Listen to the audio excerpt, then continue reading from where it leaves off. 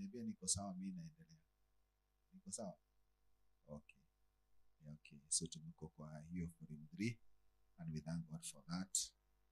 And we are blessed together. So we are doing the laws of leadership. The laws of leadership ambazo tumepitia kadhaa. Na hii forum 3, the first law was the law of respect. So tulipitia hiyo.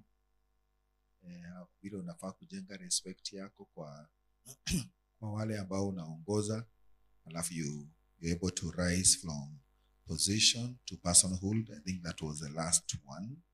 And today we are on the law of intuition. The law of intuition. Law of intuition, a very wonderful law. Ukiweza kuielewa. Intuition. Sasa lazima kwanza tuelewe what is intuition. Si ndio? Tukisema intuition, tunasema nini? Intuition kwa definition ya our leadership lesson. Sababu ni jambo ambalo unafaa kuelewa vizuri, kwa sababu watu wengine wameharibu uongozi wao kwa intuition. Wengine wametengeneza uongozi wao kwa intuition. Intuition ni kama vile nikiamka asubuhi naweza kuambia leo kutanyesha. Alafu kuta kumenye, mbona nimejua kutanyesha? Na you remove the spiritual aspect.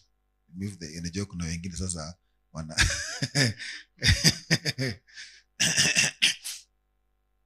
kwa sababu hiyo kwa leadership lazima ukue mtu makini sana. Unaweza kutana na Hosea, useme na huu ni mtu mzuri ama huu ni mtu mbaya. Kwa nini unaweza kufanya hivyo? That is intuition, ndio? But intuition ya leadership sio nimesema imesaidia na pia imeharibu. Kwa sababu watu wengine kutoielewa wameitumia vibaya, rely on their emotions, rely na vitu nyingi sana ambazo maybe hawakuwa nafaa ku rely on, na maybe wakaona wakasema nina sense. Sio kutana na watu hao. Wengine wana sense vizuri na inasaidia. Lakini mwingine anakuta kile alisense alikuwa wrong, lakini ashaharibu, si ndio? So intuition, this is actually a very important law in leadership. Let me try to define for you intuition before we continue. Intuition is the ability to understand, to recognize, and to know something immediately without conscious reasoning or deliberate analysis. Are we together? Is a judgment that seems to arise automatically based on your experience, pattern recognition, and subconscious processing.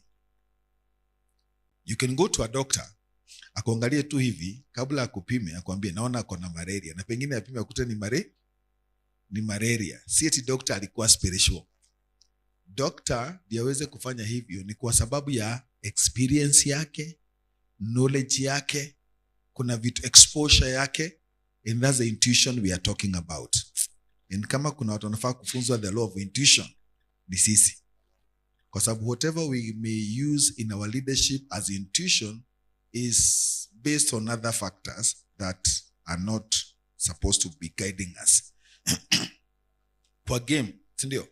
You can, unaweza ona, that's the guys who do betting. Sinaona wakakoma kwa football. Anaweza ona game kama, na kuambia leo ni fulani atashi, halafu kute ni nani fulani ameshinda. Sio kwa sababu aliomba. Sio kwa sababu aliomba. Anajua kwa sababu ya other historical factors. Anajua kama fulani ndiye goalkeeper, kama fulani ndiye na kuna vitu anaangalia, si ndio? Si eti alifanya abracadabra. We're not talking of magic here. We're not talking of spirituality here. We are talking of intuition that is directed by experience, skills, any patterns yenye umeona in the course of time. That is what we are talking in leadership. Na hiyo ndio unafaa kutumia kwa leadership, si ndio? Unaweza kutana mtu, you can meet someone and immediately useme, oh, I can trust this person. Na ukute kweli you are not wrong, you are right, and it is your first meeting. Bona ulisema hivyo? I know some of you would say roho aliniambia, but let me tell you there are so many other factors that based on your experience, your leadership skills, you can even sense somebody kwamba anaweza kuwa mtu mzuri, si ndio? So it's not, we're not talking of supernatural things, we're talking of magic, we're talking of your mind's ability to arrive at a judgment or insight quickly and unconsciously without deliberate listening. Kwa hivyo just a life, unaweza angalia mahali useme na leo hawa watu hawana furaha. Si ndio? Unaweza angalia mtu na mwambie, hey, what are you going through? That's not the intuition in leadership. Si ndio? So leaders, they evaluate everything with their leadership bias. So this leader we are talking about, lazima akue anajua leadership. Ndio akue na hiyo bias ya leadership. Si lazima akue anajua leadership. So this is a person we are talking about. We're not just talking of every Tom, Dick, and Harry telling us what they feel in the morning. And then we take direction because of what they feel in the morning. Niliona Langati sijui amefanya nini, halafu then we take action. Not that one. We are talking of leadership ambayo imeongozwa because you are a good leader. You can sense things as a leader because of the growth yenye uko nayo in your leadership. Are we together? So this leader, kama tunaongea kuhusu leader, ndiye anaweza kudirect in this direction and intuition, ni mtu ambaye ako number one, emotionally stable. Sindio? Kwa sababu, when you're not emotionally stable, you can sense some things based on your instability of your emotions. Sindio? That's the first lesson the 12 things that you need to do every day was on attitude. So huyu ni leader mwenye amemature in attitude.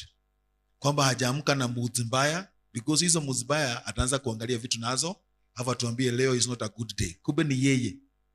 So we are talking of somebody who is a leader. Ameweza outgrow the negative attitudes, negative emotions, and that person now can look with the leadership eye. Na aseme, I see the way the organization is going is not going in the right direction. Na ukute alikuwa right. Are we together? So, in the book of 1 Chronicles, chapter 12, verse 32, kuna the sons of Issachar. And the sons of Issachar were men who understood the times with knowledge of what Israel should do. And all their kinsmen were at their command. This tribe walikuwa naitwa Issachar. Issachar waliweza kusema kupatia Israel direction. Waambie sasa, this is what we are supposed to do as a tribe in this season. Are we together? But then, before you rush, it was not everybody in the tribe of Issachar. By the virtue that wewe ni mtoto wa Issachar, haikumaanisha sasa wewe utatuambia time. They were selected people, trained people. It was something that was passed from generation to generation in the tribe of Issachar. Are we together? So ni watu ambao walikuwa trained. Sio watu ambao tu because mimi ni Issachar, naweza waambia direction. Haikuwa hivyo. Ni watu ambao walikuwa trained. I'm just trying to emphasize that this thing we are talking about intuition, you are supposed to be very well trained, very sober, very solid in your foundation in Christ, in your skills, in and other areas, so that you can give us this kind of a direction. Leadership intuition is often the factor that separates the most effective leaders from the ordinary ones. So they are effective leaders and they are ordinary leaders. Wangetaka kukua gani? Effective leaders. Effective leaders, not just ordinary leaders. But so some leaders are born with great leadership intuition. Others have to work hard to develop and hone it. Intuition is always a combination of natural ability and learned skills. Intuition can be described as an ability to get a handle on an intangible factors, understand them, and work with them to accomplish leadership goals. Simesikia si superstition. Sindio? It's not something you dreamt in the night when it comes to leadership. It's something that is relying on your abilities, your skills. Sindio?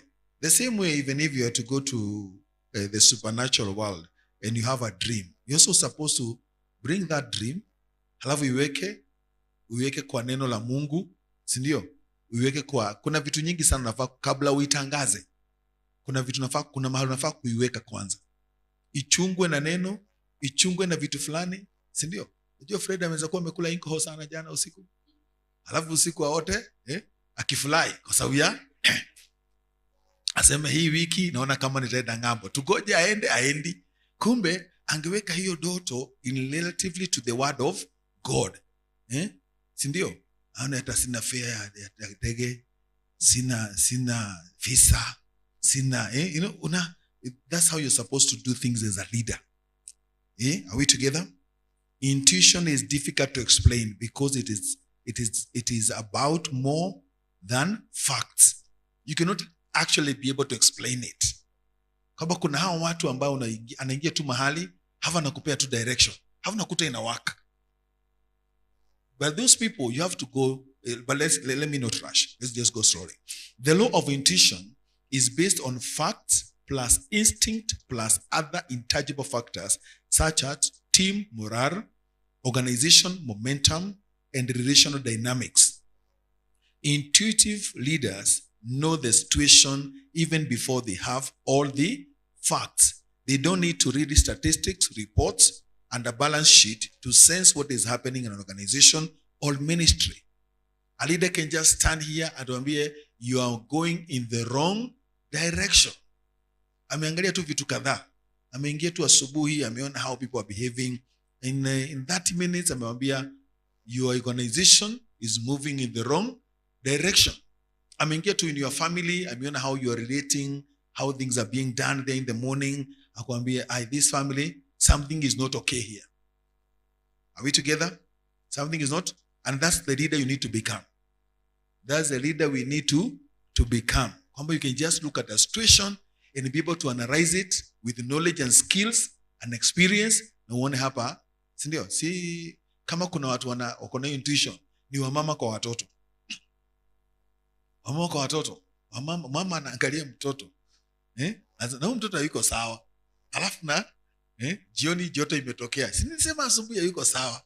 Na huyu mama ni nini ilifanya afanye aone hivyo? Kwa sababu mama amekuwa na watoto. Si ndio? Hata kabla apate mtoto aliletewa doli ya mto. Si ndio? Mbaba mtoto anaweza fate na mbaba tu kwa hapo anaangalia. Wewe amka wewe. Nini unajilalisha hapo? Lakini mama aliletewa akiwa 2 years aliletewa doli ya.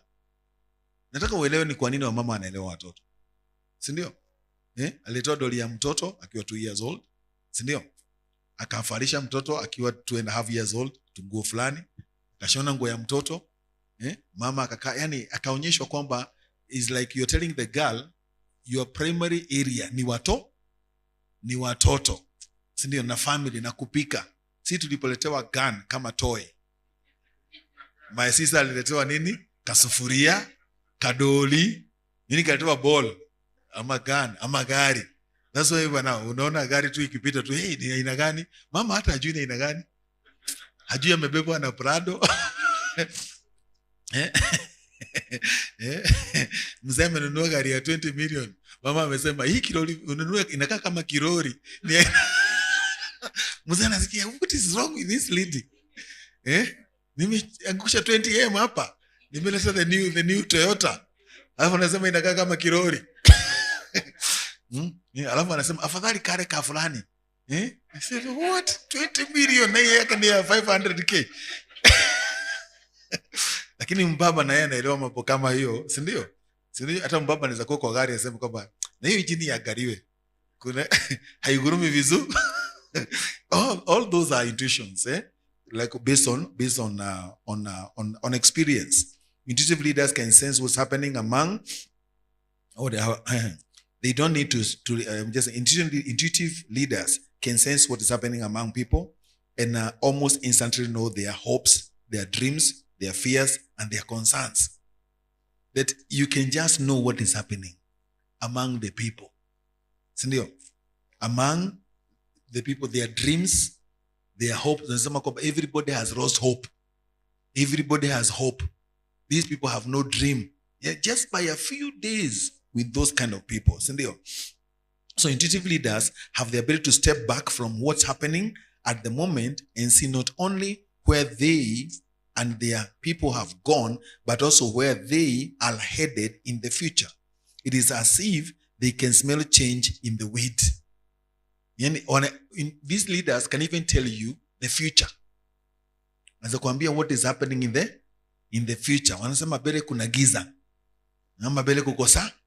Lakini kuna factors ambazo with this person has developed themselves in leadership that they can tell the future of something.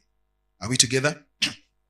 So, not all people are intuitive in the area of leadership, but every person possesses intuition.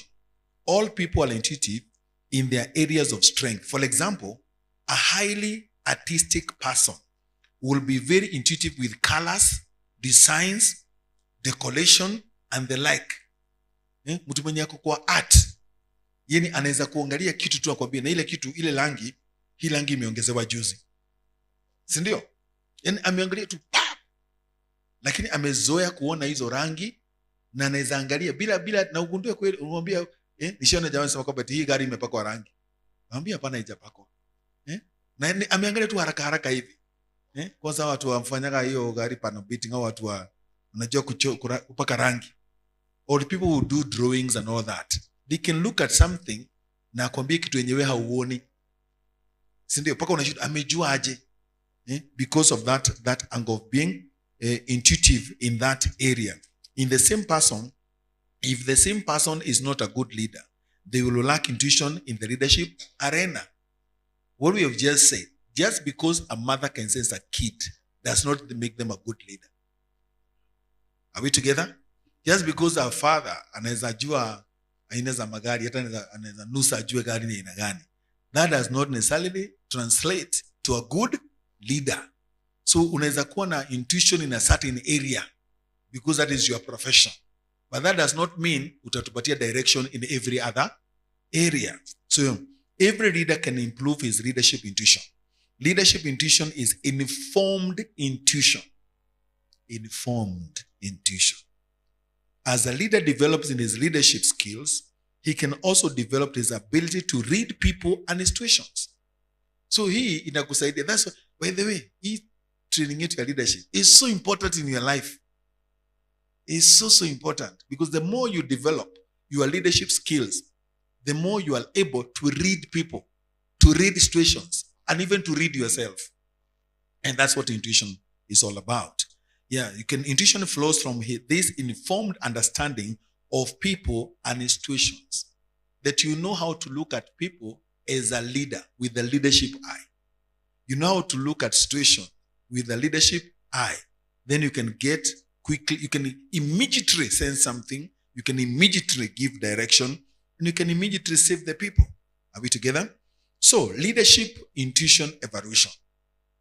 Now, before we get further in the law of intuition, let's quickly assess our leadership intuition on a scale of 1 to 10, where 1 is the lowest and 10 is the highest. Rank yourself in the following statements. Are we there? 1 is the lowest, that you're not very good at that. 10, you are very good at that. So 5, uko hapo 50-50, si ndio? On the area of intuition, the first statement. When I work with people, I often know their hopes, their dreams, their fears, or their concerns. When you're working with people, you can easily tell this person akona fear ya kitu fulani, akona hope, akona dream. How are you in that one? Is it 1 or is it 10? Is it 5? Is it 0? When I work with people, number 2, I easily pick up their history, and I can also see where they are heading. You're working with someone as a leader. Now, this person is being affected by their history. And this person is going very far. Or this person, asiposaidiwa, hakuna mahali anaenda. How are you in that one? Are we together? These are just people that you are working with. You're not a counselor, you're just with them. Lakini unajua huyu mtu shida yake ni fulani ama msaada wake ni umetoka mahali fulani. I can easily sense the team morale and know something needs to be done. You can just get into an office na useme hapa something is not right. Something needs to be done. Hapa moralo iko chini. Ama hapa moralo iko juu. You can just sense the behavior of a team or a people. Are we together? I can sense when the organizational team is gaining or losing momentum.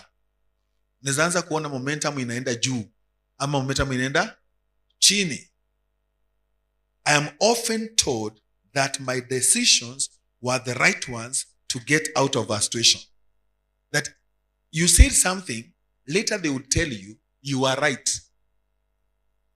I'm often told, how are you at that? Ama niwe unaambiwa kwamba, you are wrong. Hauko umeona vizuri. That person was very good. You said they were very bad. Are you this person who is always told, not always, but more often than not, that you are right. You are right. Ile mambo ulituambia, you are very right. Hatuko tumeona kama wewe. You kuona hiyo sasa, that is intuition. Are we together? Now, the question here, who is someone you know that has acute leadership intuition? Write down his or her name. Kuna mtu unajua mwenye sasa ana hiyo intuition. Kuna mtu unajua? Yeah, in leadership. Write their name there. Kama this person hakuwagi wrong sana. Hakuwagi wrong sana. Anaweza kuambia kitu alafu kuta imefanyika, si ndio? Are we together? So let's continue.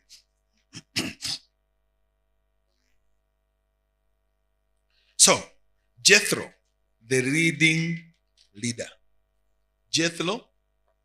So tunasoma by intuition kutoka pia kwa Jethro. But we want to see Jethro as a reading leader. He can read something. He can sit in your house from morning to evening and jioni akupatia direction that will save your marriage. He is a reading leader. A reading leader. But then, before you rush to Jethro, know who this Jethro is. Jethro is a very good guy. Are we together? Jethro is a sober leader. This is a guy who welcomed a stranger. I want you to see him first. Sindio? You see Jethro. Jethro ni huyu jamaa. He is a priest. Sindio? In Midian. Halafu, not only that, Jethro ni mwenye one day a stranger came in the name of Moses. A stranger came kutoka Egypt. Akamwelcome. Nataka uone Jethro. Ndio hata wewe kuwe kama Jethro, ndio kuwe mtu wa intuition. I want you to see his person, his personality, his leadership, his character, his emotions. Sindio? He welcomes a stranger, mentors that stranger. Ameketi na huyo Moses mwenye alikuwa disturbed in a life, alikuwa internally displaced person. Sindio? To an extent, paka akamlace to a son, paka akampatia Zipporah, akue wife. That is the Jethro we are talking about. So you see, even when you're reading the Bible, you don't just jump. Sindio? You read that person first, because what that person is directly related to what he is doing when he is reading other leaders. Are we together? So this is a Jethro for you. So Exodus 18:17-18. Moses' father-in-law replied, "What you are doing is not good. You and these people who come to you will only wear yourself out. The work is too heavy for you. You cannot handle it alone." That is Jethro. Aliangalia tu hivi. Aliangalia hata hakushinda akianalyze deeply kile Moses anafanya. Alipoangalia tu hivi kwa jicho lake la experience, la skills, akajua tu immediately this ministry is dying. This my daughter-in-law, no, my daughter atakuwa mjane. Hivyo alijua tu na akaita huyo jamaa. Akaita huyo jamaa. So chapter 18 of the book of Exodus echoes the advice Jethro gave to his son-in-law. Moses. Moses was the undisputed leader of Israel in his day, but he was certainly not practicing the law of intuition when Jethro approached him with the words of wisdom. As great as Moses was, hakuwa na hiyo intuition. Hakuwa nayo. Hakuwa na hiyo skills ya leadership, ya kuangalia mambo. Aone, hakuna mahali tunaenda na hii kazi. If I'm doing this work all alone, ni mimi ni kesi ya fulani. Nika kesi ya fulani. Mtoto akanyang'anya na raba, nika kesi hiyo kesi. Nika kesi ya mama, nika kesi ya fulani. Nika kesi ya fulani. If you are a good leader and you are doing all these cases, you're supposed to have intuition. Useme, I cannot make it this way. Sindio? When will I have a time for my wife? That's what, hiyo ndio kitu Moses hakuwa nayo. Ameamka asubuhi, you know the story. Ameamka asubuhi, daily. Hanaga agenda ya family. And some of us are like that. They wake up to think about other people. That's Moses for you. Kuna kitu alikuwa na miss. He was the undisputed leader. He's a great guy. Ameseparate bahari. Bahari inamuona inaenda mbio. But let me tell you, something is not right. There's something is missing. This thing called intuition is so important. So important to you as a leader. Moses anaamka asubuhi. That means that is what he slept thinking. Kama ndio anaamkia 6. Sio ni kumaanisha hata usiku ndio alikuwa anaota nayo. Alikuwa anaambia bibi yake, "Unajua tumeitwa kusaidia watu. Tumeitwa kusaidia watu." Kitu ya fulani inanisumbua. Zipora anamwambia, "Moses, ni saa 8, kwa nini umeamka? Kuna kitu ya ngatie inanisumbua." So kuna watu kama hao. Abia mwenzako, don't be one of those. Usiku. Kuna watu kama hao, si ndio? Alafu asubuhi akiamka, mbio, angalia watoto wake. Anaenda kwa hiyo wherever they were in that tent. Anatafutiwa kiti, anaketi. Hata hajakula breakfast. Hata kwake hajapanga. Ndio huyo sasa, kila kesi. Amesimama akasema, mimi nimeitwa na Mungu. Mimi niko na all the solutions. I'm the leader here. Kila kesi muniletee. Leo tunaanza na watoto wa Sunday school. Mtoto mwenye alinyonyeshwa vibaya anakuja kushtaki kwa Moses. Usipochunga, you can be that kind of a leader and mess everything. You need Jethro akuja kuambie, you are not going very far. Sindio? So that is Jethro for you, and that's Moses for you. So he could look ahead and see burnout for Moses and frustration for the people if Moses continued trying to do everything himself. The intuition ya Jethro, aliona kitu Moses hana at that moment. Aliona burnout for Moses. Na pia akaona frustration for the people. But that particular day, everybody is praising Moses. Hiyo siku Jethro anaona hiyo maneno. Actually, venye tu Moses pia akona good listening here. Akafukuza Jethro. Amwambia, nini unaniambia? Kila mtu ananisifu huku. Because everybody is praising Moses in that particular day. Sema nikaenda kwa Moses akanisaidia. Moses ndiye alinipatia kitu ile. Moses akafanya vile. Oh Moses, paka ana post nini kwa page zake. Ukiwa na shida kuja kwa Moses. He is a great guy. Lakini Jethro akakuja kamstop. Kamwambia hapana. I can sense burnout in you in the next few days. And I can also sense frustration for the people in the next few days. If you continue to do everything. Jethro intuitively understood that Moses had to change how he was handling his responsibilities. Jethro's leadership bias enabled everyone to win. I want to see this guy. He is so equipped in leadership. So aliangalia vitu akipendelea leadership. Si bias ni hivyo. Si bias ni kupendelea. Aliangalia hiyo situation akipendelea leadership. Alikuwa na leadership bias. And in your situations, what you are facing, even as a family, even as a ministry, even as a business, kuwa na leadership bias. Unapoangalia maneno. Leadership intuition is the ability of a leader to read what is going on. In other words, leaders are readers. And reading needs concentration. Sindio? You cannot read in a rush. Hata watu wanataka kufanya exams sahi. What is happening now? They are really reading. Wako kwa vitabu, anakaa pale, anaweka vitu kando, ana concentrate. Sindio? Because reading is very, very important. So, number one, leaders are readers of their situation. You have to read the situation. And every one of us here, you are in a situation. Have you read the situation? You have to take time and read the situation. As you read the situation, you will sense people's attitudes and detect the chemistry of the team. They know in the organization if the organization has momentum or it is in the decline. You can read a situation. Kuna situations kadhaa zenye tuko nazo. Sindio? See, everybody has a situation fulani. Hiyo situation, please take time, weka macho ya leadership, usome the situation. Useme hii situation ikiendelea hivi, things will not be okay in the future. That's now a leader now. Amesense to, read the situation. Hii situation ikiendelea hivi, tutakuwa sawa. Leaders are readers of the situation. Leaders are readers of trends.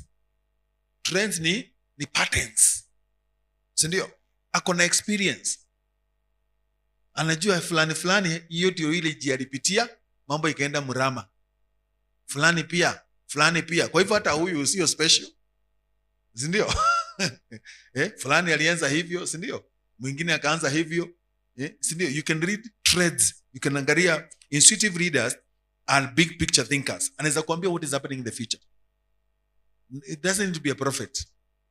Sindio? Anaweza kuangalia tu marafiki zako wa aina ya kuambia you are going very far. Angalia marafiki zako wa aina ya kuambia bro, kuna mahali unaenda. Wewe ile hata yuko nayo ni kwenda inaenda. If you don't change. So they can these guys, they don't think in terms of tasks at hand, current projects or specific goals. They look years, even decades ahead. Their intuition tells them that something is happening, that conditions are changing, and that trouble or opportunity is coming. That's the person you need to become. Kama unaweza angalia mambo, hata mambo yako, but we're going to get there, no worry. Leaders are readers of resources. You can also read what is available. People resources and other resources. Unazisoma na unajua mambo. Unajua hiyo nyumba itaijengwa. You're just a leader mwenye ako well equipped. Sindio? With the rate that we are spending. If this is the way we are spending, sindio, we'll never make it. So readers, they can even read resources. Leaders see everything with the leadership bias. I hope sasa umeona hiyo sentence imerudiwa mara ngapi. Leadership bias. Leadership bias. They focus on the mobilizing people and leveraging resources to achieve their goals rather than trying to accomplish everything alone. Leaders who want to succeed maximize every asset and resource they have to the benefit of the organization or ministry. When they see a challenge, a problem, an opportunity, this is what they ask. Are we there? They see what? They see a challenge. They see a problem. They see an opportunity. In all those three things, they are asking something. A challenge, even an opportunity, even a problem. They ask, who is the best person to handle this? And they are honest. They are not emotional. They have a leadership bias, even in answering that question. Who is the best person to handle this? Sijui kama ushajiuliza hivyo na ukuwe honest kabisa. Do you know if you are honest in that question? Unaweza kuta wale watu unapeaka kazi hautawapea tena, utapea wengine. When you have a leadership bias. Mara nyingi tunaulizaga who is able to handle this? Nasema si Muhoroni my brother. Tutamfunza tu ataelewa. That's not leadership now. That's not leadership. Huyu tulikuwa naye kuanzia zamani, tulisoma na yeye. Huyu ni my cousin. It doesn't work like that. You have to have a leadership bias when you're answering these questions in life. Sindio? Who is the best person to handle this? Kwamba hata challenge imekuja tu, unajua fulani anapata hiyo. Hiyo ni ya fulani. Hiyo unapeleka ofisi ya fulani. Sindio? What materials, technology, informations are available? Those are questions that you need to ask and answer them quickly. What finances will be required? And these will be very honest questions and honest answers that a leader is able to read resources. Are we together? Sindio? Leaders are readers of people. Very, very important. That you can read people. You can read people. Reading people is perhaps the most important intuitive skill leaders can possess. The most important. So najua the greatest asset ya leader si masomo yake, ni people. Sindio? The greatest asset ya leader si vitu zenye ako nazo. Your greatest asset ni people. See people in terms of numbers, people in terms of people's skills. Sindio? Kwa votes ni people in terms of numbers. Lakini kwa leadership is in terms of people skills. You can have 100 people with 0 skills, so you have no people. You can have 2 people, 2 or even 1. Mwenye ako well equipped na skills, then you have people. So, are we together? So we are saying that the greatest, the most important intuitive skill leaders can have is the ability to read people. The ability to read people. After all, if what you are doing does not involve people, that's not leadership. If you are persuading people to follow you aren't leading. Leaders learn to understand people, their personalities and their temperaments. They learn to sense what their people are feeling and they are thinking. They can detect acceptance. You can detect it. There's intuition for you. You can detect acceptance. Tena unaweza kuwa ukiongelesha watu, ujue watu waliboeka 20 minutes ago. Sindio? Sikuna niona watu wakifanya kwa Bible school. Akihubiri anapatiwa 15 minutes ya kuhubiri, anasoma message. Hapo na mtu anamulile, what do you call them? The guys were marking them. Akamwambia message yako ilisha 5 minutes, like you had 15 minutes. By 5 minutes message yako iliisha, lakini umecontinue.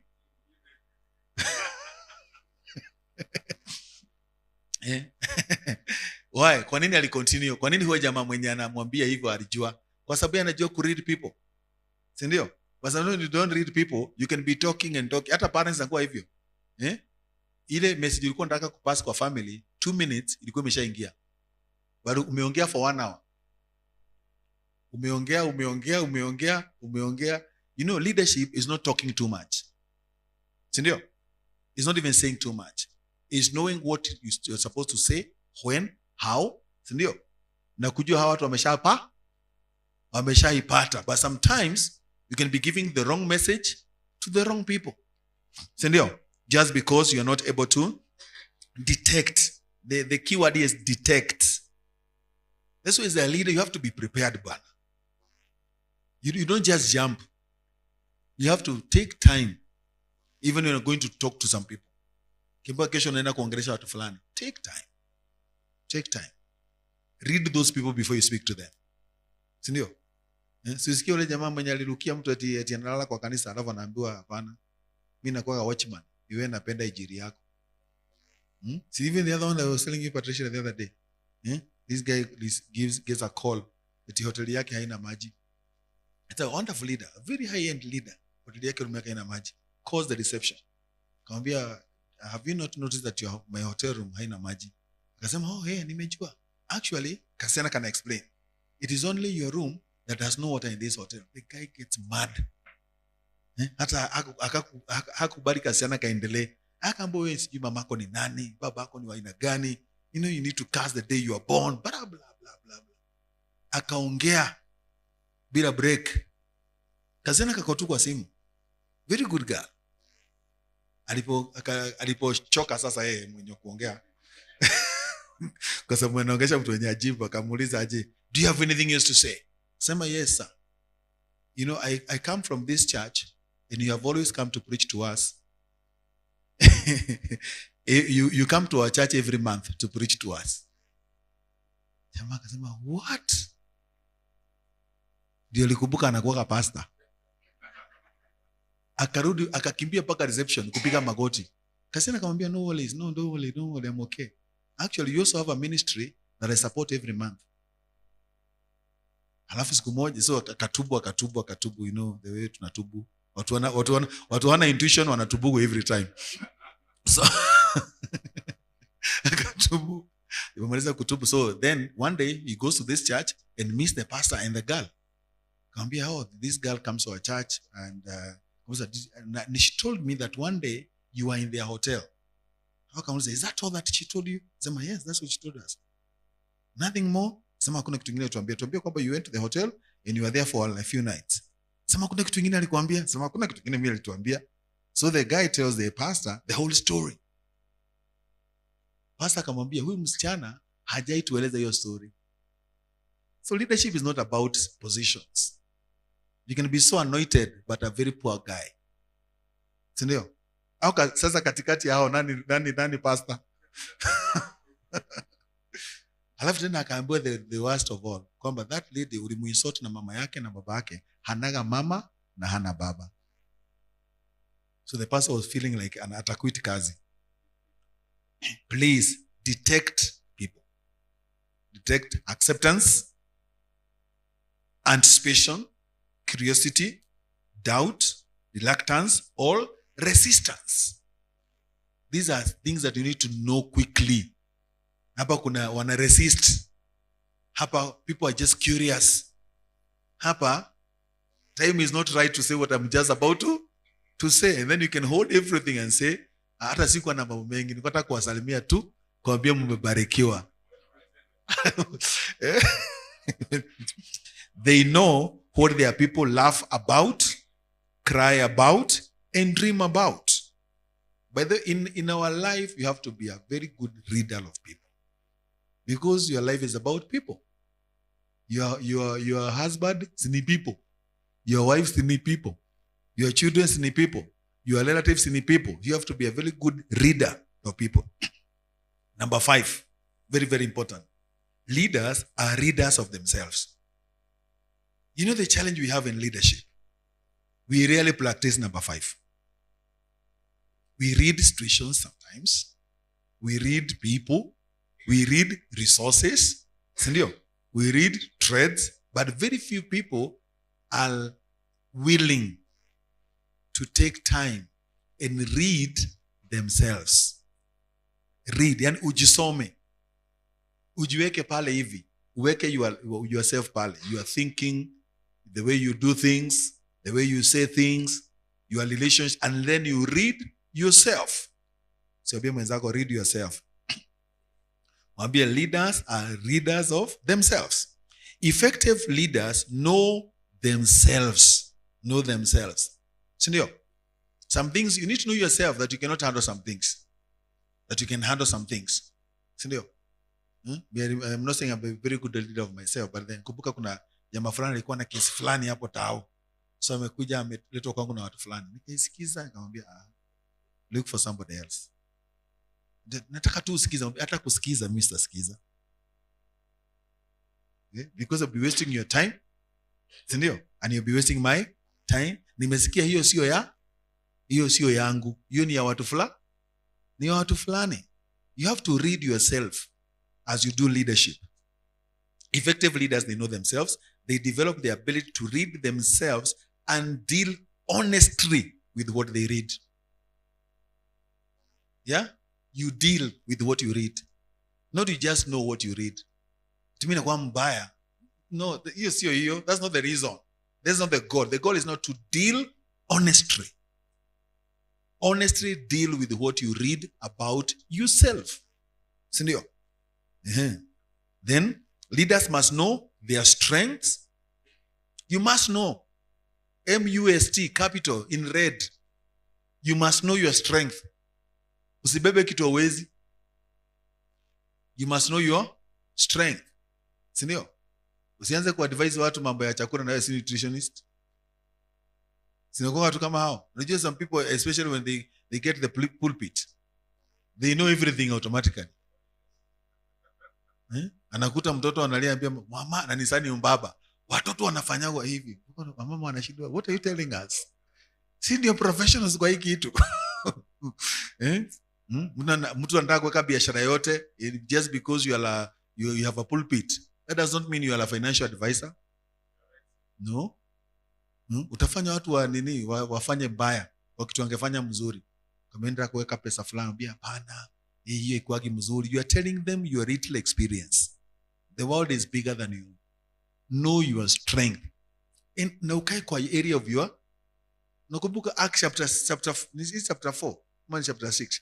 Ile disciples walisema kwamba our strength is in prayer and in the word. Si tutakaa wapi? Hapo. Sindio? When Moses was doing the tabernacle, alitafuta kina Bezalel, people who had the knowledge of dealing with gold. Musa hakuenda hapo na nyundo kutengeneza dhahabu. Alijua that is not the area of my strength. I'm not saying that you ignore things, but please direct them to areas, to people who are strong in those areas. Sindio? Si hata watu wengine wanakansa watu kwa marriage, alafu they are not supposed to be doing that at all. And then what happens? What are the results? What are the results?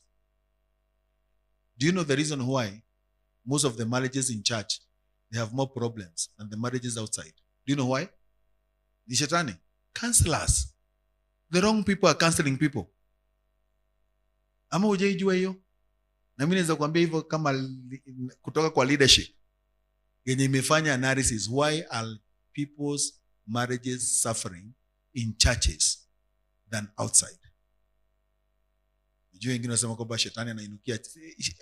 Anainukia. But let me tell you, people ambao wanaenda to anybody for counseling ni sisi. Anybody. Umeona if you're British amekuja na koti, unamkuta after service. Na niko na shida na mtoto wangu, anakuambia watoto kama hao usimpe chakula siku 3.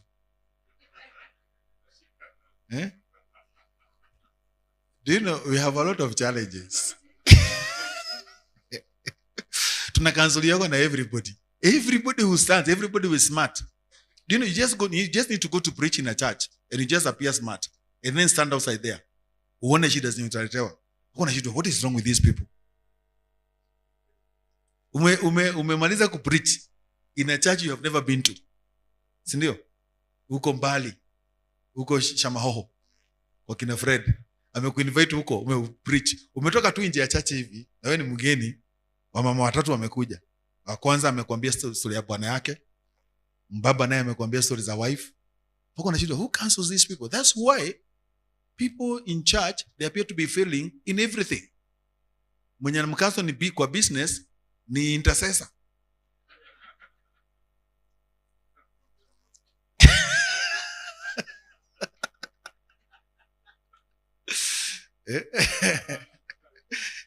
Sindio?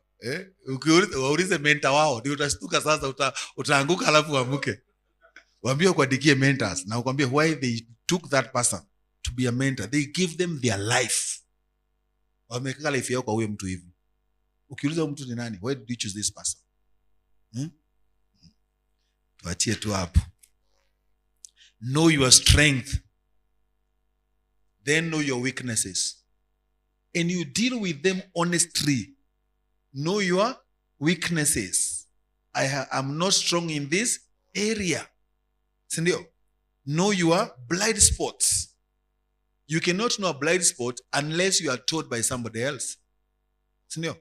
Blind spot ni kitu uko nayo na wewe hauioni, ndio maana inaitwa blind spot.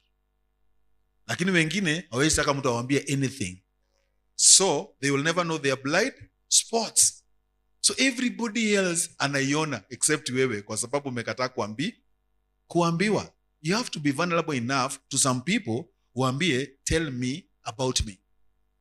Wakuambia unakuwa na area fulani na hujai hiyo, start addressing it because it's not a good area. So leaders read themselves. They must know their attitude and their current state of thinking. Sindio? Ndio hii vitu isi affect your intuition. That's why we are learning them. Sababu utaongozwa na attitude, useme ni intuition. Kumbe ni attitude. Utaangalia kitu in the area of your weakness, useme ni intuition. Sindio? Kumbe in that area you're very weak. Na umepeana direction as a leader. So, are we together? So you have the current state of thinking. They must know. You have to know your attitude and your current state of thinking right now. What are you thinking about right now? Because it's so important. You need to honestly deal with it. When leaders become self-centered or pessimistic in their thinking, they often hurt their organization or ministries because they are less likely to believe they can or should change. Leaders can hinder progress just as easily as they can help create it. Yeah? Are we together? So a good question. Why are we progressing? Say it's because of leadership. And why are we not progressing? Leadership. Why is your family not going mbele? Mbona mnasema na whispers? Leadership. Ni leadership. Because leaders they are not reading themselves. They are calling some weaknesses or some strength or some attitudes or some thinking patterns that are actually hindering them from progressing. Kuna vitu amejishikia hapo. So, gauging your lead. Gauging your lead. Of the 4 areas discussed above, other than number 5, knowing yourself. That is leading a situation, reading trends, reading resources, and reading people. Those 4 areas. Rank how well you read these areas. How do you read these areas? Rank them in order 1 to 4, 1 being the best and 4 being the worst. How do you read situations? How do you read situations? Are you very good? If you are very good, you are a 1. If you are not very good, you pay 4. And you have to be honest. Because these areas, they are actually helping you. The 4 areas, zinakusaidia to read yourself. How do you read situations? How do you read trends? Do you see the future? Do you see anything in the next 4 months? And can you predict it? Do you read resources? Do you read people? Look at those areas. Jipe marks. Jipe sahi kiwa motomoto. Jipe tu sahi. Sio kesho sahi. Sahi. How do you read situations? Can you just get in and sense attitudes and hope in a situation? Are you very good at that? Don't condemn yourself if you're not very good. That's why we are learning. Sindio? Do you read trades? Do you read resources? Now, write down the name of a person. Kwa hiyo gap ya mwisho hapo, andika jina ya mtu mwenye unajua, anajua kusoma situations. Anajua kusoma trades. Anajua kusoma resources. Anajua kusoma people. Yaani ameshaisema kitu ama mara kadhaa na ukajua alikuwa sawa. Sindio? Alikwambia hiyo kitu fanyeni vile na mkafanya hivyo mkaona aya. Na sikuwa nimeiona hivyo lakini ilikuwa sawa. Hiyo kitu wachana nayo, alafu kaona okay. Kube that person was right. Write the name of that person. Doesn't have to be the same person. Inaweza kuwa ni watu kadhaa hivyo, si ndio? Watu kadhaa. People are able to read people, resources, trades, or situations. No, that person who you know that they may be better at what you ranked to 4. Sindio? Katika hiyo kitu ulirank, unajua wamekushinda. This is now mentorship now. Sindio? This person could be a current team member or not. They don't even have to be here. Naweza kuwa hapa na asikue hapa. Begin to meet with this person. Sasa uni leader sasa. Begin to meet with this person to learn how they read the situations. Sindio? Sini vizuri usaidiwe mapema. Begin to meet with these people. Ambia, how comes that you unafanya kitu alafu inaendelea na mimi nafanya inaanguka? How comes uliniambia fulani si mtu mzuri alafu baadaye nikagundua si mtu mzuri? Na how comes uliniambia nifuate fulani nikakataa na nikaumia? How comes that you're able to read these things? Are we together? Even though this person may be on your team, you can learn a lot from him or from her. So the answer to all those things you're talking about intuition is in your midst. So, what are the characteristics of intuitive readers? So these people, ambao tunataka tukue kama wao, these leaders, kama Jethro. Sindio? We're like Jethro. We want to be like those guys. Please examine the following 5 characteristics of leaders who use their intuition. Determine how these characteristics help them add value to the lives of the people they lead. These kind of leaders, number 1, they see differently. They see differently. So, if they're able to see differently, then they will provide correction. We need them. They will provide correction. Just about anyone can see problems. Intuitive leaders see solutions to the problems. Wewe usione problems. Grow in leadership to a point whereby when you see a problem, you see solution. So you see things differently. Why differently? Because many people see problems. Watu wengi wanakiangalia kitu wanaona nini? Sindio? Si walisema the glass is always half empty. Unampatia kitu hata yani, na ujichunge sana kama leader. You have to read yourself. Usikue mtu anaona kitu kila kitu ni dogo. I think jana tulikuwa na nyinyi. Then this lady anaenda kununua dawa. Tumempatia 500 shillings. Ameona ni 500 amerudi. Mungenipatia 1000. Sasa shida sasa. What is wrong with people? People never see things right. In their meaning. I hope you are among the people who see things right. Don't only see problems. See solutions. That's an intuitive leader who will see an situation na naona a solution. These guys, they see globally. So they see the big picture. They see far and wide. So they provide direction. Intuitive leaders always keep the big picture in mind. They understand that the solution must benefit the people they lead. So they not only see the solution, but they also give direction. Senior, not everybody will welcome the direction, but they give the direction. And if people are willing to follow that direction, come on, Moses, he is our text yetu ni ya Exodus 18. Moses alipewa direction. Can you imagine the next day what Moses felt? Akikosa kuamka kwenda kugezi. Alipata simu ngapi?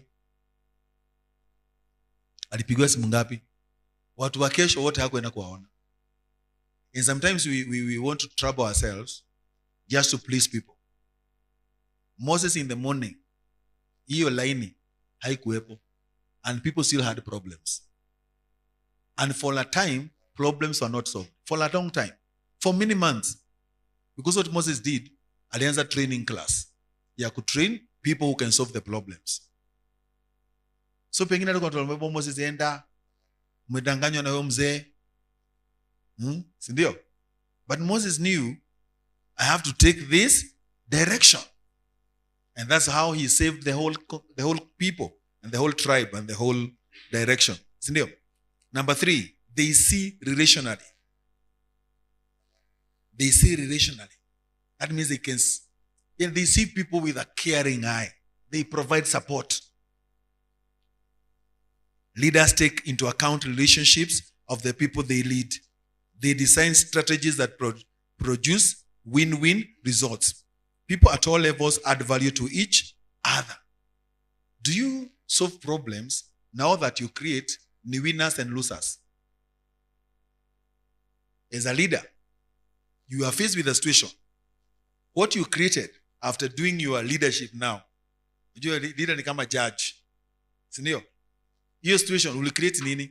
If you created a winner and a loser, Rudi kwa drawing board. We are not supposed to create winners and losers. This is not football. This is life.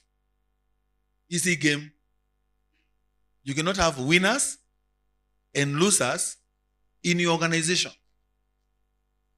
You create a solve case, halafu somebody is there always feeling like a loser. But have you ever been to a place whereby you lost and you are made to feel like a winner? Na leader aliku correct, but you felt like a. Have you ever been corrected by somebody and you felt like you are the worst? Yani hata ulizaliwa kufanya nini dunia? Na nika mistake tu maybe ka microphone. Ni jamaa wa media amefanya ka mistake fulani tu ka microphone. Halafu amekuwa handled, not mishandled. Akafeel hapa, I am just a loser in life. A good leader and I create a win-win. Can you say win-win? Even after you correct, make sure at the end of the day is win, win, win, win, win, win. That's why these leaders are not very, very, very common. Sio wengi. Because people want to create winner. Kwanza leader anataka kuwa ndiye alishinda hiyo vita. Ulisikia vile nimwambia? Ona message nimtumia. Ona. Sasa hiyo ni leadership kweli? Paka unatuonyesha yenye ulimwambia. Paka mwingine alimtape. Hebu sikiza hiyo. Ni mimi paka nijitape. Sikia vile nilimwambia.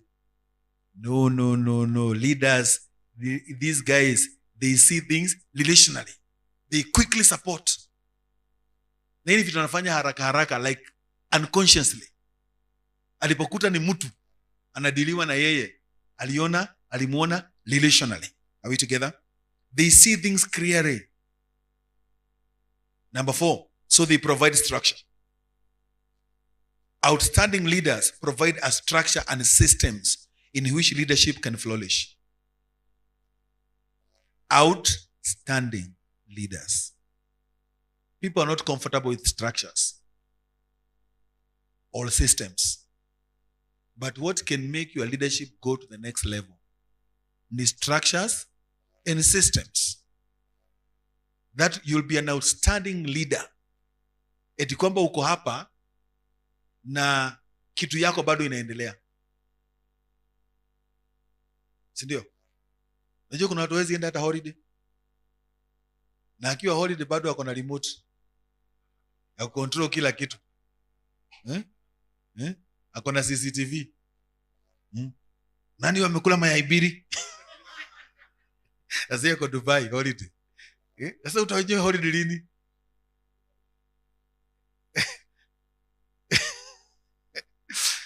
So you create systems, systems and structures, and then you leave.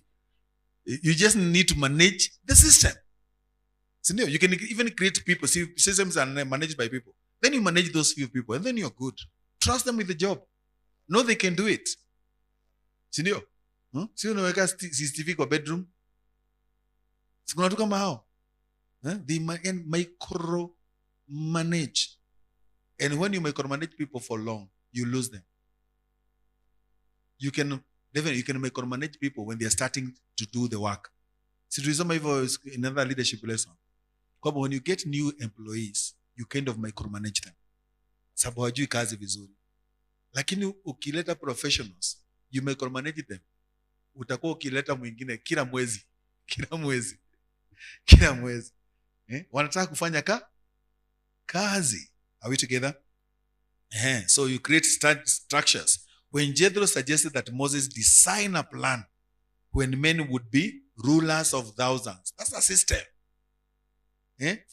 Moses hakuwa na hiyo idea. Alipewa idea, kuimplement ilikuwa mzito, lakini alikubali kwamba utengeneze rulers of thousands, rulers of hundreds, rulers of 50s, rulers of 10s. Akaachwa bila mtu wa kuongoza, and he was okay.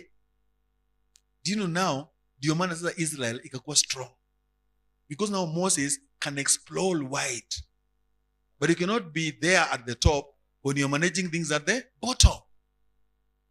Si tunaanza kuvurutwa chini, si ndio?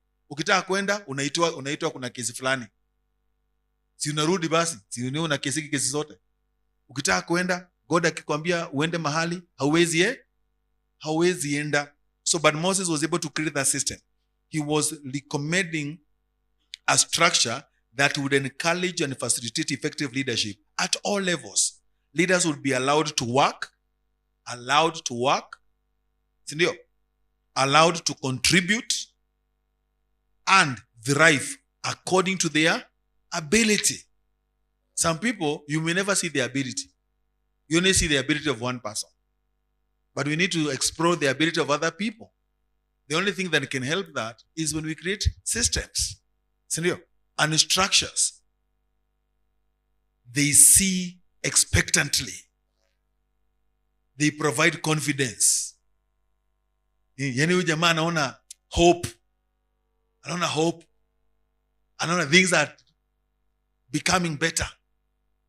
They provide confidence.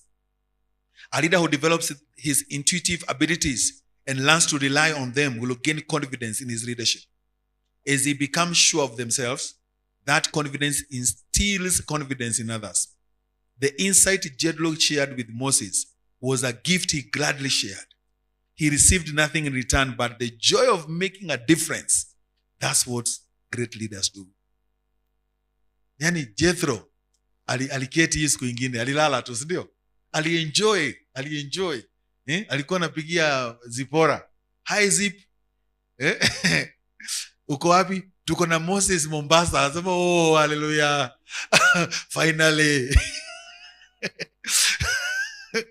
Finally. And ifurahia hiyo system yake. Leaders are supposed to be happy when they see things grow. Sindio? Pako unaona familia fulani yaki. He was able to give them a structure and a system.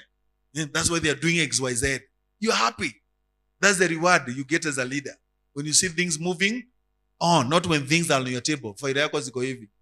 Jenda kwa leader table yake. Faida ziko hivi, zingine pande hii, wengine wako kwa mrango, wengine wako kwa simu. Okay, spiritual formation. Are you learning about leadership intuition? What books of the Bible could help you learn how to be a better leader and grow in your leadership intuition? Which books of the Bible do you think, maybe before we get, which book do you think that you can read in the Bible na ikusaidie kwa leaders? Si ndio hiyo tumesoma tu Exodus. Si ndio? Hiyo Exodus 18 can really show you that somebody needs to look at things with another eye.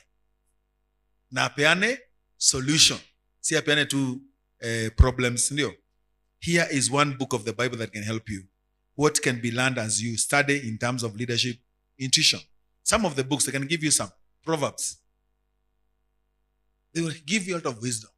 You see things. Hata Proverbs iko na jamaa anaona vitu. Anasema, "I passed by the field of a lazy man." Si ndio? Alipita tu, akaona vitu. Akaona poverty in the future of that guy. Akaona mtu diligent. Akasema, "The diligent shall bear rule, and the lazy man will always be at a tribute." Huyo jamaa anaona vitu tu. Anaona vitu. Kwa sababu yeye ni amedevelop wisdom ya leadership na skills za leadership. Yeah. There are so many books. Ecclesiastes. Sindio? Inaweza kusaidia kujua hata time. There's time for everything. That's leadership now. You may be doing something in the wrong time. Another things that those books will tell us. Some letters that Paul wrote to, the letter to Timothy, to Titus. They're going to develop kuwa leaders ambao wanaweza design vitu hata watu. Ndio anasema mtu akitaka kuwa deacon, quickly piga picha kwake home. Silemwambia hivyo. Alikuwa anamwambia hivyo.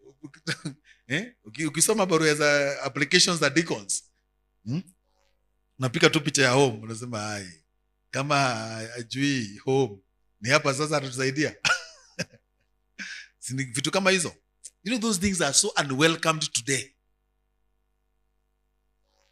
Today hiyo vitu haitakiwi. Hata pengine kuna venye nimesema hivyo, kuna mtu amejam tena mnaangalia home. Titus, Philemon, you know, the book of Philemon, this leader, how he was able to restore this guy, Onesimus. Those books you can lead and just become a good leader. Onesimus may mess everything. And Paul created a win-win situation. Onesimus won, Philemon won, Jesus won, the devil lost. But some of our judgment, the devil wins, God loses. The devil won the person. Sikia shetani alishinda hiyo vita.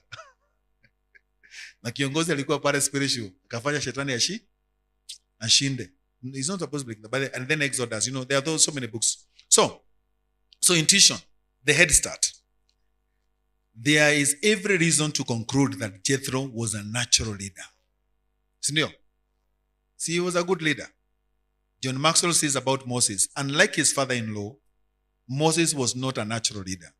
Yet he ended up being one of the greatest leaders in the Bible. Possessing intuition is like having a heart start in a sprint. Mtu mwenye ana start na at an advantage. Sindio? Tuseme tunakibia in 100 meters. Kube hivi tu jamaa huyu amekanyanga ziko na spring. Zetu ni mbao tu. Mtu akona intuition kwa leadership ni kama mtu akona spring. We start the same race, ikisema poa, utashangaa. Utaona huyu jamaa amechomoka kwa sababu akipata situation ashajua answer, ashaenda na hakosei answer zake. Hata akikosea si hawezi kosea, lakini akoseagi mingi. Are we together? Because I'm developed skills leadership. Like now Moses now was a great leader. Moses alistart hiyo race and the second time kama mtu akona spring. Kila kitu it align. It causes Moses to change his way of thinking, working and leading. Those are 3 areas that you need to change. The way you think, the way you work, and the way you lead. Those 3 areas. Ukielewa lesson today, those 3 areas must change. The way you think, the way you work, and the way you lead. To become a better leader, this is what Moses did. Hii ndio vitu alisoma. Sindio? He was taught. So that means you don't have to be a natural leader. You can learn these things. So number 1, he became a man of prayer. Sindio? He became a man of, aliambiwa kwamba atafute watu. Aliwatafutaje hao watu? Ni kama the book of Acts. See, they prayed. Sindio? He became a man of prayer. He communicated personally with the people. He was able now to communicate to those leaders. Sindio? He laid out the vision, these people that he selected. Akawapea vision. Sio watu wengi. Hakuwa sasa 3 million people wanaweza msikia sangapi. He was reading about 3 million people. Can you imagine talking to 3 million people? Yeah? You can't make it to 3 million. Hata 20 sini ngumu. Hata 100 sini ngumu. So what you need to do, you do the most Jethro's principle. You raise other people and just speak to a few, and those few speaks to a few, to a few, to a few, and then the message is all over. Are we together? He selected and trained leaders. He selected. Selection. Alichagua polepole. Hivyo ndivyo alifanya. Hakusema, wewe unakujaga mapema. Wewe unafanyaga, that's not how he selected. Alikuwa na mahali analifaa. Anasema tafuta this kind of a person. He selected, and after selecting, hakuwapea kazi. Aliwatrain kwanza. Aliwaselect, alafu akawatrain. Then he released them to lead. Number 5. He released them. You don't train them forever. You train them. Sindio? Now train for a few weeks. Then you're going to take the leadership. He did only what other leaders could not do. Kazi yake ilikuwa rahisi. Kazi yake ilikuwa so easy. He did only what those leaders could not do. So, how can you encourage others to work on their leadership intuition? What are several suggestions? What suggestion can you give somebody when you grow intuition? Is to grow themselves in leadership. You grow in every area. You grow spiritually. You grow in skills. You grow in strategy.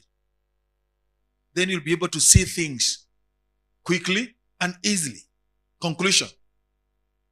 Look at any leader who is sharp, and you will see an ability to read a leadership situation and know what action needs to be taken.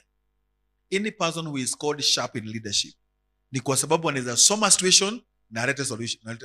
Situation na alete solution. Sindio? That's what we want in leadership. Ukitaka kuwa mtu mwenye anaangalia situation, halafu na provide, those are the guys. Sindio? Any leader who is sharp, what you will see in them is that they have an ability. So go for that ability also. Enable yourself. Take time. Listen to some people. Read some books. Listen to, so that you can have an eye that sees the problem, but also what needs to be, action needs to be taken. Nehemiah saw the condition of the wall in Jerusalem. Another great leader. He knew quickly the plan needed to solve the problem. When Joseph understood Pharaoh's dream, he knew how to prepare for the coming famines. You know those leaders, they didn't even have time. Kama Joseph ameitwa pale kwa nini? Ameletwa kwa palace, kutoka jela hiyo asubuhi. Ameletwa pale kwa palace. Ndoto imeangushwa hapo. Within minutes. This boy here, mwenye ametoka jela. So it doesn't matter where you are. You can learn from wherever you are. Amekuwa jela for the last 13 years. Amekuwa slave. Amekuwa jela. Kumbe hata kwa slavery bwana. Anakuwa mentored na Potiphar. Anaangalia how Potiphar does things. Anaangalia. Ako jela. He's learning. So when Pharaoh aliangusha ndoto pale, akamwambia, I know what we need to do, boss. There are 7 years of plenty, 7 years of famine. Sindio? And we are all faced by that kind of a situation. Even us who are seated here today. Maybe right now, you are in your 7 years of plenty. What's mwambia hivi? Yeah. Life is like that. You have a lot of resources available right now. Even this one is 7 years of plenty. Sijui unaihado aje? Vitu nyingi tuko nazo sahi. Tuko kwa hiyo time. A lot of things available. Wengine hata ni pesa. Wengine ni kazi. Amepata. Those are 7 years of plenty. So hiyo famine haiko ikuje ikumalize. It depends on how you handle the 7 years of as a leader. Sindio? As a leader, you whatever resource. See, leaders, they read resources. That's Joseph for you. Kabla afike huko alikuwa amejua what is happening in the land. Akaambia Pharaoh, I know what you need to do. 5% itawekwa kwa store. 5% itawekwa kwa store. Halafu hiyo time ikikuja, Pharaoh, sisi tutakuwa wadosi. 7 years later, famine ikagonga. Let me tell you, Joseph ako loaded. Joseph ana wengine wakiendelea kukua webaba. Joseph ndio anatoa kitambi in the day of famine. Why? Not just because you had God, it's because he's a leader who had intuition. He could read the future. He could come up with he could see the problem and come up with a solution. Are we together? So this is Joseph. He knew how to prepare for the coming famine. Intuition helps a good leader become a great leader. So this one will make you a great leader. Not just a good leader, a great leader. Another key test of leadership intuition is whether you see things coming before others or are continually blindsided by people, situations, and problems. Do you see things coming before others do? Ama umefunikwa na watu? Can you imagine? that John Maxwell is telling us that kitu moja inaweza funika mtu ni watu. You are blindsided by people. Kumbe people are the greatest asset, and again, they are the greatest enemies of progress. People can be your greatest asset. Actually, in relation to the story of Moses, people became his greatest asset, the leaders when he raised. But before, the same people could have killed him. So you can be blindsided by, number one, people. Hebu angalia hiyo bogi yako. Pengine imekufanya kuwa kipofu. Si ndio? You can also be blindsided by situations. Hali yako inafanya usione. You know, like the guy in the book of John chapter 5, the Bible says he was in the condition. You're not supposed to be in the condition. You're supposed to go through a condition, but don't get in. Don't get in. Ask your neighbor for me. Are you in the situation?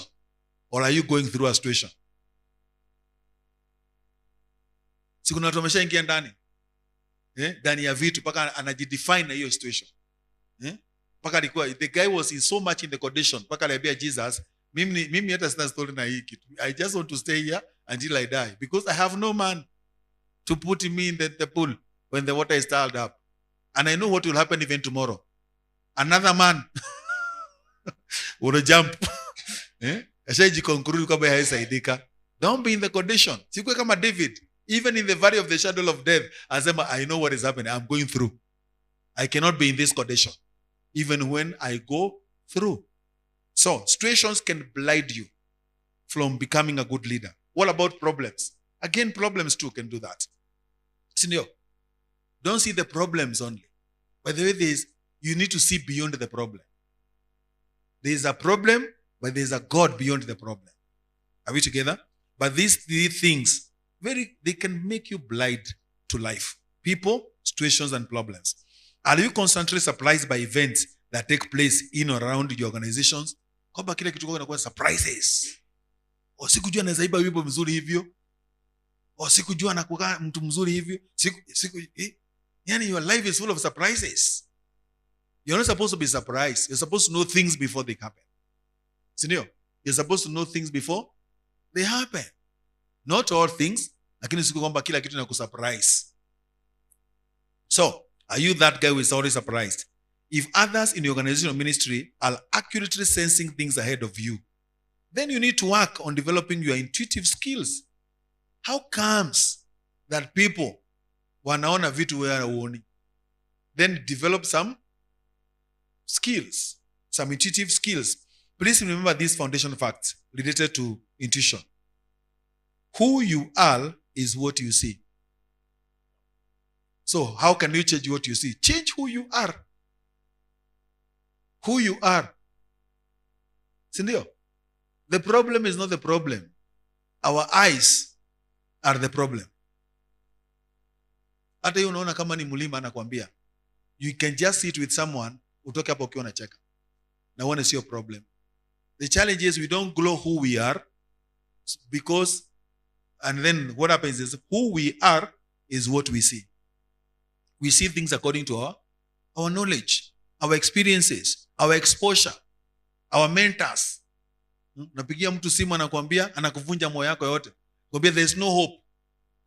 Then you start seeing hopelessness.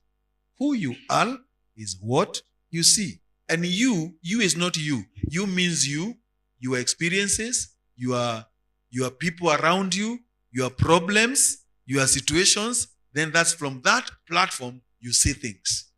So if you change your attitude, you change your skills, you change your exposure, you change your people, and then you can see things differently. Intuitive leaders are readers. Si tumesoma hivyo. Kwamba you have to be very good in reading. Usikuwe superstitious. Read with facts. Don't just be superstitious. So you've ever seen nini? Tumeenda kwa ofisi fulani. Halafu umeuliza nani yako kwa hiyo ofisi? Anaitwa nani? That's what Kenyans ask. Anaitwa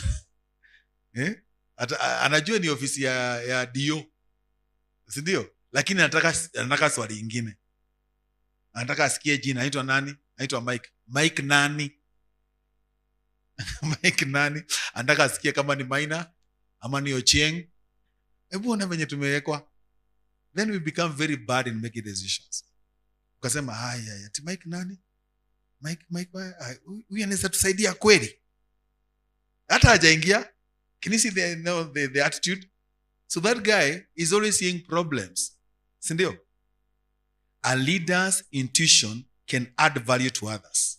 What we have just taught today can add value to all the people. That you can do things that add value to others. Your leadership intuition can be increased. That's the good news. Hii area tunaweza grow sisi wote, and we can increase in intuition. So who is one person? This is a coaching moment.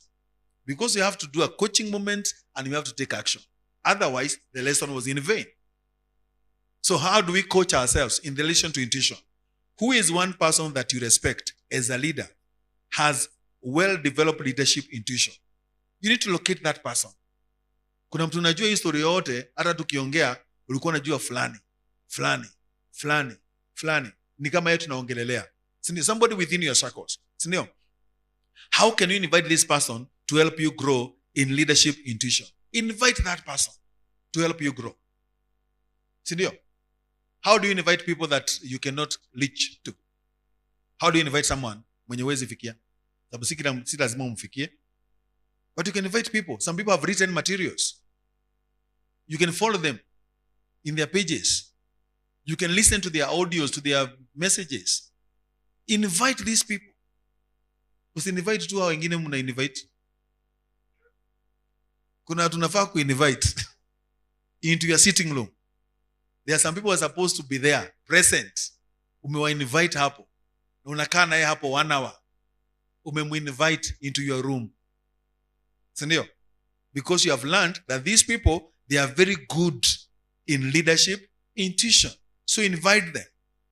So you need to ask yourself, how can I invite this person? Answer that question. Si tunampigia simu hapatikani ama nini.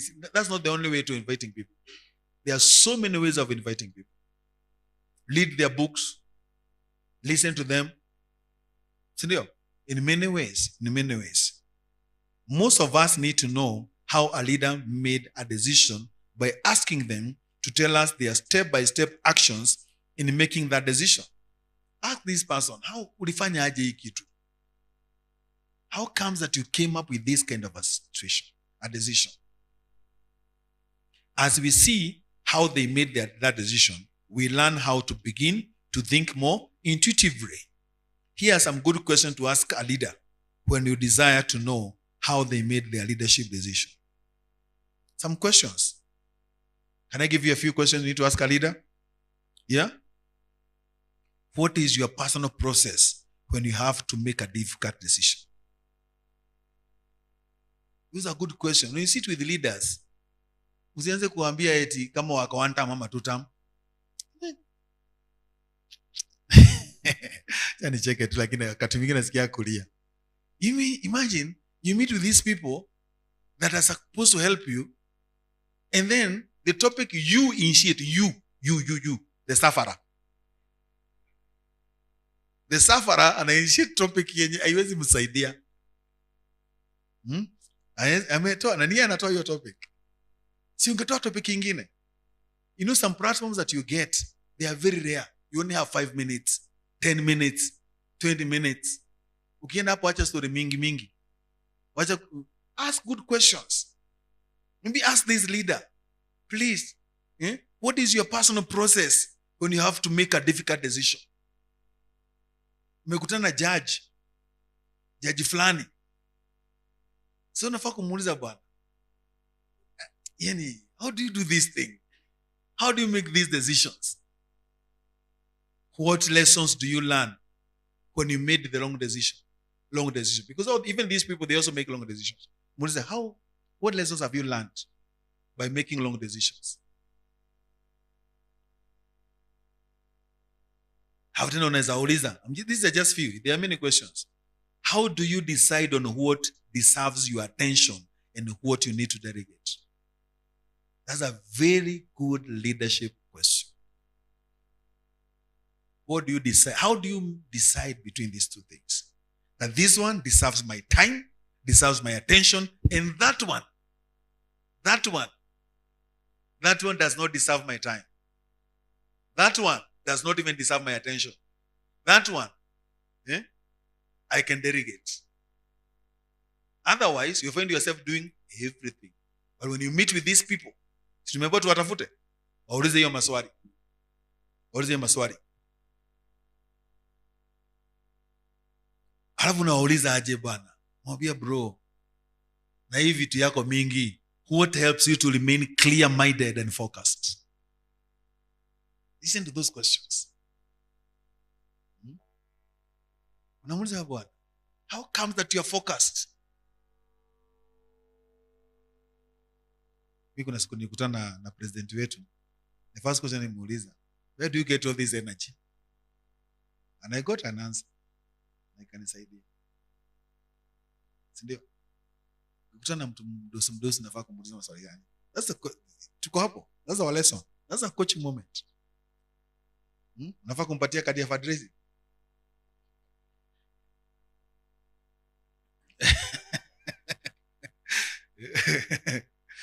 Unamwambia nilikuwa nataka kukuona. Hapo na sawa tu anasema, ulisema unataka kuniona? Niko hapa.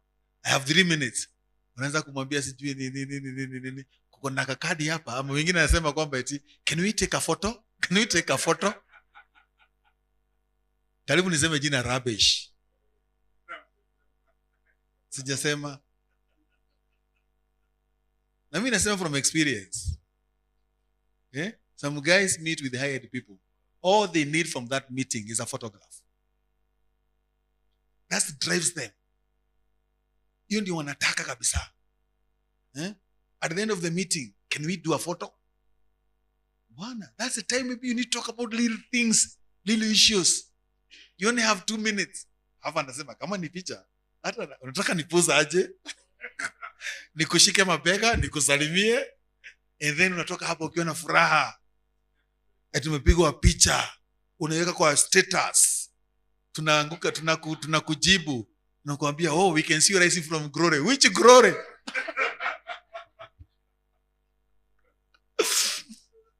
And God is taking you very far. Where? You had an opportunity. You are not mentored well. You are not fathered well. The problem is we are not well fathered, or well raised, or well mentored. That's why we, in a moment, moment ya kuchange your life, uko nayo hapo kwa hapo. Then unafaa kumuuliza, what one principle has contributed to the quality of your decisions? You must be relying on some knowledge. What is that one principle that helps you? Kuna kitu unakuwa nayo, ni nini hiyo? Si hata David ameandikwa how he was able to be a good leader. That he was able to lead the people of Israel because of the integrity of his heart, skills of his hands. Kama ungeuliza David hiyo swali, even the guys in the Bible wanafaa kuuliza hiyo swali. David, how comes that you made it this way?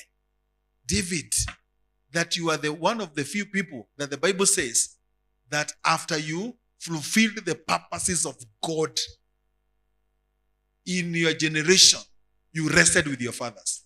David, how did you do this? You are human like me. You made mistakes like me. How did you do this? David anakuambia, I was able to shepherd the people of the Lord with skills. Can you say skills? And with integrity. 2 things. And the guy rested with his fathers after fulfilling the desires of God. Our action plan. Finally, as we finish, ask that leader. Maybe hata saa hii tuko hapa kwa hii tunasema ask that leader. Na kuna mtu hata hana huo leader hata saa hii. Please create that leader. Know who that leader is. And now ask that leader who has a strong leadership intuition to begin to coach you on a regular basis. Not once in a year. On a regular basis. Ndio mtoto aweze kukua expert. Hakuna expert anasomeshwa 2 times in a year. Is supposed to be on a regular regular basis. How did Jesus train his people? They followed Jesus. Who was following who, by the way? Who was following who? Was Jesus following them, or were they following Jesus? And why do people want to be followed? Nani anafaa kufuata mwingine? Sisikia Hosea wakisema eti Pastor Fred haidaki kuwatembelea kwa home. Who is supposed to follow who? Which Bible do you read? Who is supposed to visit who? Manika msiniangalie vibaya mimi. Mimi nakusomea Bible mimi. Kama nitakuwa accused kusoma Bible, who is supposed to follow who? Are we supposed to go to Jesus, or he is supposed to come to us? Alituambia, come follow me. Come follow me. See, sasa tuanze kumcommand. And some people are very angry. Enti Pastor Fred akujagi kwao. Sijui nini. Leadership.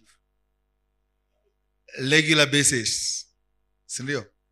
Ask that leader to coach you on a regular basis. You be available. You be present on a regular basis. Observe and learn as much as you can. Observe. Observe. Observe. Angalia tu. Wafuate. Observe. Watch them and ask them questions about how they make decisions. This will help you in leadership. Write down a recent mistake you made as a leader. The coaching moment is very, very important. There has to be a mistake you have made. Sindio? Si kuandika jina vibaya. It's not those mistakes. Itukana kuandika jina boy ukasahau. No. We are talking of a mistake in leadership. A mistake you have done in the family, in relationship, in finances. A mistake you have done. Yenye imeleta gori. Sindio? Si yenye umerabu tu na raba harafu ikakuwa eti iko sawa. Sio hiyo. A mistake you have done as a leader. As a leader. Tell the mistake to that leader that you know and get the advice on how you could have avoided the mistake. That's how we learn. See, we talked about falling forward. Falling forward. I hope you have not forgotten that one. Falling forward. Tell somebody your mistake. Alafu usikie venye anaweza kuwa device. Uone how do I make mistake hizo tena. Who are the top 2 or 3 leaders on your team? What would be the benefit if you met on a regular basis to learn about leadership, but also talked about the leadership decisions that each of you has recently made? What would happen if you evaluated the decisions together? Go ahead and write down your most recent leadership decisions and then have them to do the same. Discuss the pros and cons of the decisions with these leaders. The top 2 leaders in your team. If you are married, the top 2 leaders in your team, wako hapo. Husband and wife. Don't do decisions alone. Are we together? Gituongea yuko couples. Tutumalize hii leo. But this is so important even at the family level. Sindio?